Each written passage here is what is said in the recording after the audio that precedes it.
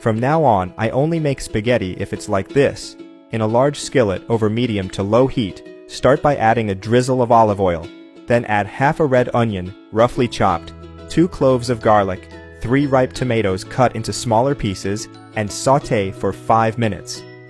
After this time has passed, add a 240 milliliter cup of chicken broth. Stir until combined and let everything cook for another 5 minutes. Now transfer everything to a blender. Blend at maximum power until combined and set aside. Take this time to share this video and write in the comment section the name of the city from which you're watching it, and we'll make sure to leave a heart especially for you. Oh, and thanks for sharing this video. Once you've done that, cut 5 chicken hot dog sausages. Cut each one into 4 equal parts. Then get some spaghetti and break in half. Then stick the spaghetti into the pieces of hot dog, just like I'm doing. Repeat this process with all the hot dog.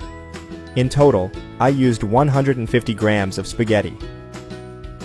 Now, in a large pan over medium heat, filled with 1.5 liters of boiling water, add all the hot dog pasta sticks we have prepared and let everything cook for 8 minutes.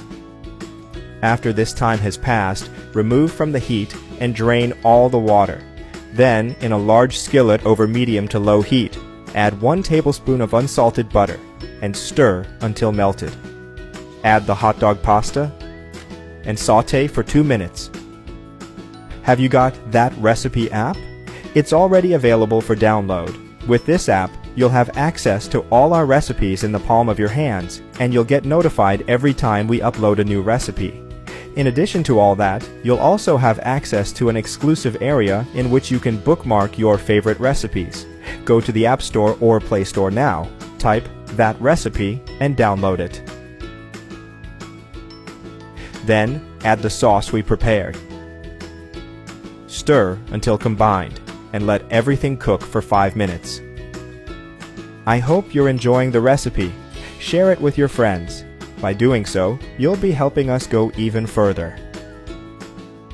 Finally, add 100 grams of grated mozzarella cheese and parsley to taste. This is the right point. That recipe is ready. You may now serve and enjoy it.